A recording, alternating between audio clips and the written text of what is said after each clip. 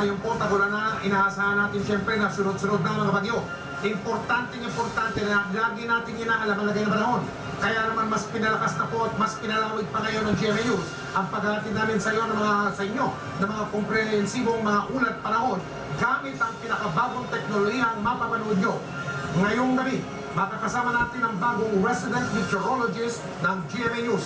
Imported po siya mula sa Australia. Itong mamang mapapanood nyo ngayon. Ang ating pong bagong kapuso, wala iba kundi si Ginoong Nathaniel Cruz. Magtani, pasok mo!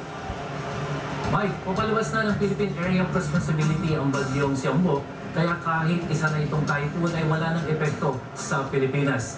Sa pinakahuling satellite image mula sa Weather Central, ito yung sirkulasyon ng bagyong si Ambo. Ang layo nito ay nasa 490 kilometers east-northeast ng Basco, Batanes.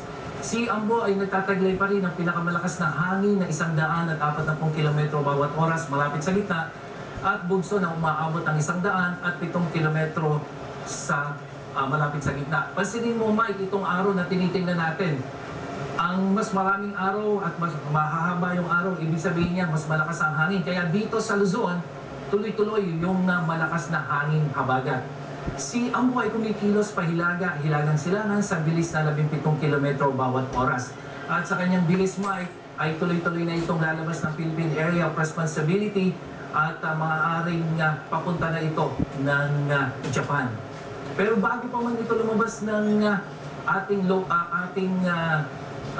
Area of Responsibility, Mike, mayroong isang low pressure area na binabantayan ng Pag-asa at ito ay nasa layong 760 kilometro dito sa silangan ng Southern Mindanao.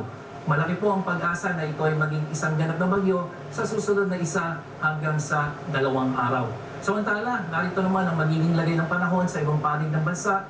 Ang kanlurang bahagi ng Luzon, patuloy na magkakaroon ng pag-ulan sa ng southwest monsoon. Samantala, ang ibang bahagi ng Luzon, tuloy-tuloy po yung kalat-kalat na dagliang pag-ulan at pagpulog, pagkidlat.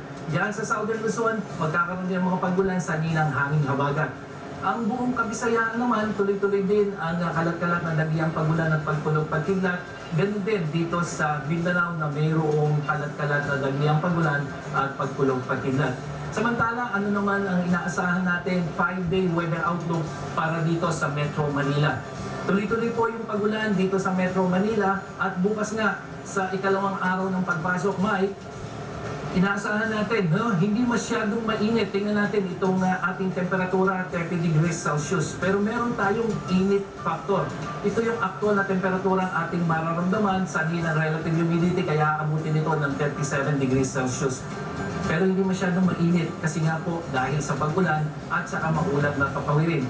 Mas mababa ang posibilidad na umulan dito sa umaga pero pagdating ng hapon, 90% hanggang sa maging gabi. Kaya paalala natin, doon sa ating mga estudyante papasok bukas, magdala kayo ng notebook at libro. Pero huwag niyong kalilimutan itong panangga sa ulan na payong, kapote at bota. Mike, merong partial lunar eclipse hanggang mamayang alas 9 ng gabi. Pero posibleng hindi ito mamataan lalo na sa Metro Manila dahil nga sa makapal na ulap. Ano man ang panahon, magplano, magsiguro, makibalita sa GMA Weather. Ako po si Nathaniel Cruz para sa I Am Ready, serbisyong totoo ng GMA News. Maraming pong salamat, Mantani, yung low pressure area. Kung isigurado na ba yan na malamang natatama sa kalupaan yan, lalo na pag bagyo na yan, Mantani? Mike, sa pangkaraniwang kasing bagyo, pagka ganitong buwan, ito ay dumadaan dito sa Kabisayaan hanggang sa Luzon. Kaya kapag itong bagyong tinitingnan natin, nandito sa may silangang bahagi ng Southern Mindanao, kung ito ay magiging isang ganap na bagyo, mataas at malaki ang posibilidad na ito ay tumama sa kalupaan. Okay, Mantani, may nagtatanong dito, medyo personal to, pero tatanong ko na rin sa inyo. Bakit ba kayo nang wala? Nagpunta raw kayo ng Australia? Ano ba ginawa niyo sa Australia? Mantani? Mike, nabigyan tayo ng pagkakataon na makapagtrabaho sa Bureau of Meteorology.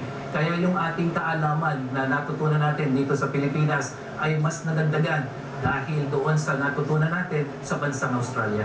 Welcome home, welcome back, Mang Tani, Nathaniel.